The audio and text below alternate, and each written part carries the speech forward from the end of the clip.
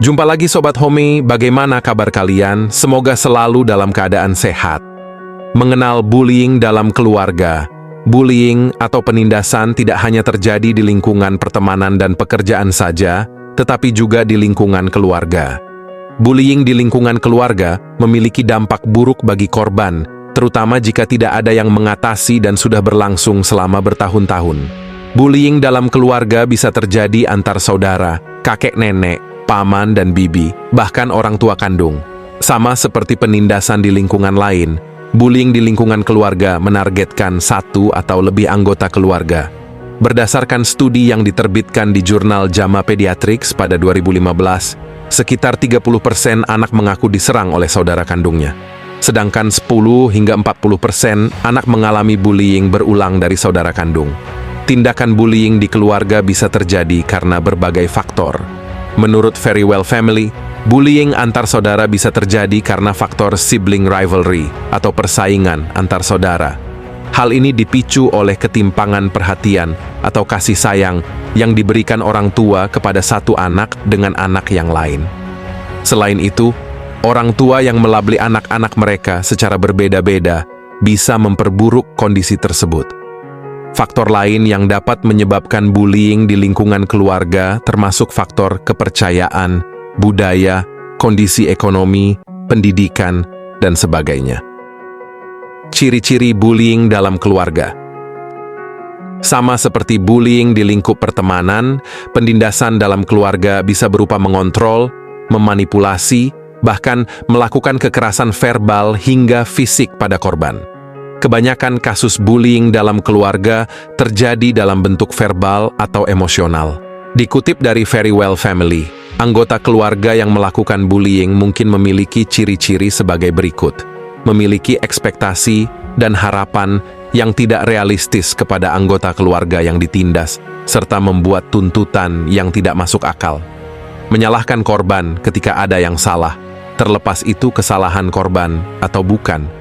Meremehkan dan mengabaikan korban maupun pendapatnya, menciptakan kekacauan dalam hidup korban, memulai argumen, tantrum, dan membuat pernyataan kontradiktif, melakukan pemerasan emosional untuk mengendalikan korban agar merasa bersalah, bertindak superior atau merendahkan korban, dan berusaha untuk membuktikan bahwa korban salah, membesar-besarkan kelemahan dan kekurangan korban untuk membuat korban merasa rendah diri, menuduh korban egois, membutuhkan perhatian, atau tidak berkomitmen pada keluarga, melakukan silent treatment, mendiamkan, atau mencoba membuat keluarga lain berbalik melawan dan menghindari korban.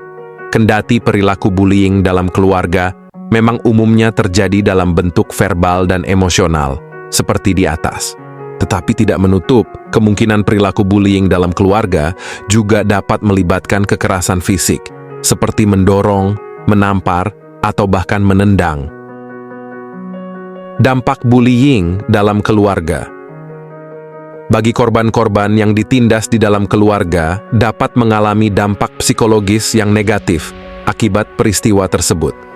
Menurut survei yang dilakukan oleh American Osteopathic Association, AOE, pada 2017, dampak bullying keluarga pada korban dijelaskan dalam data berikut. Anggota keluarga yang menjadi korban bullying dapat mengalami masalah kesehatan mental seperti gangguan kecemasan, depresi, stres, atau gangguan makan. Bullying dapat merusak harga diri dan percaya diri seseorang, mempengaruhi kepercayaan diri mereka secara signifikan.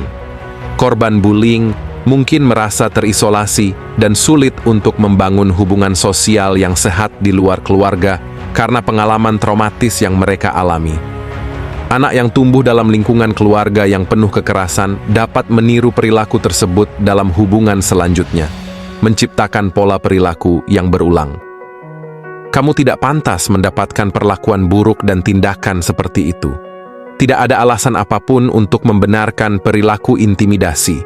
17% korban bullying keluarga tidak dapat berfungsi secara normal untuk melakukan kegiatan sehari-hari. Dampak bullying dalam keluarga bisa lebih buruk dibanding dampak bullying dalam pertemanan atau pekerjaan. Hal ini karena keluarga yang seharusnya memberikan rasa aman, justru malah yang memberikan luka.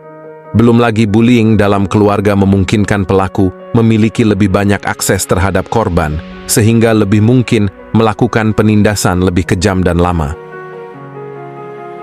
Cara mengatasi bullying dalam keluarga. Kabar baiknya, ada beberapa cara yang bisa dilakukan oleh korban bullying untuk mengatasi penindasan yang dilakukan oleh anggota keluarganya. Berikut cara menghadapi bullying dalam keluarga. 1. Rencanakan tanggapan sebelum menghadapi penindasan. Jangan menanggapi anggota keluarga yang melakukan bully secara spontan. Rencanakan tanggapan yang bisa membungkam pelaku sementara atau bahkan selamanya.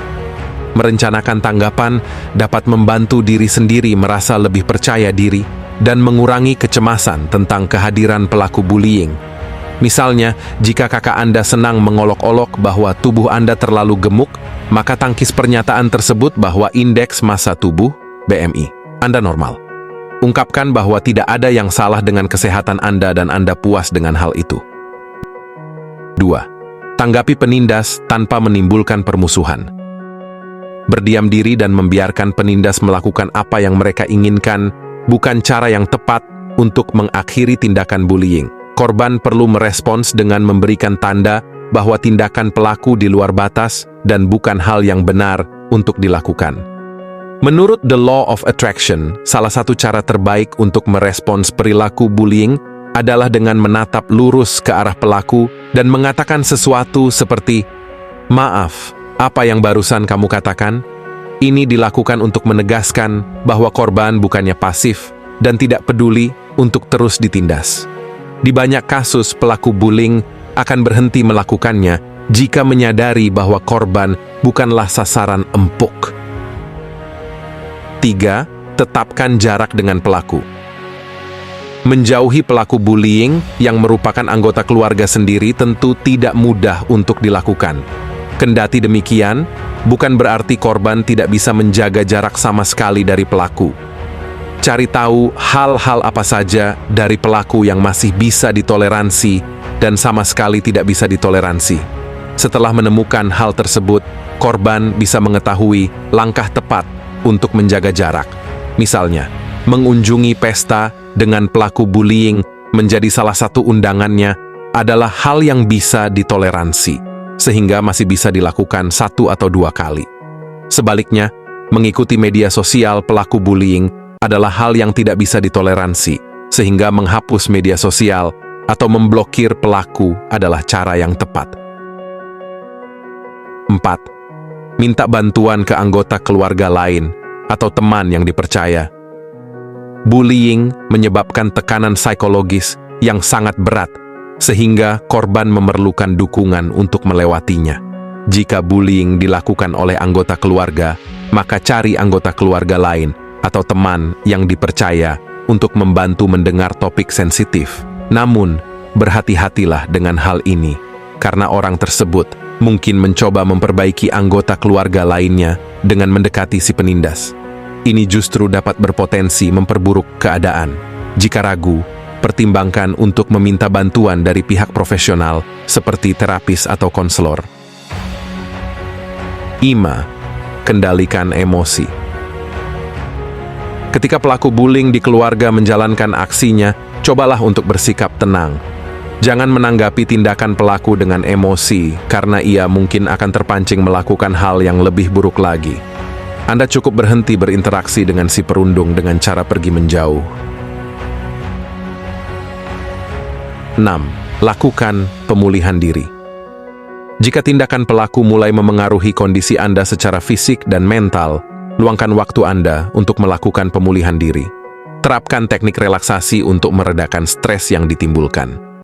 Beberapa aktivitas yang bisa Anda lakukan seperti pernapasan dalam, meditasi, yoga, hingga pijat relaksasi. 7. Laporkan jika terjadi kekerasan fisik. Bullying dalam keluarga juga bisa terjadi dalam bentuk kekerasan fisik dan verbal. Jika kekerasan fisik sudah terjadi, maka itu sudah termasuk kekerasan dalam rumah tangga, KDRT.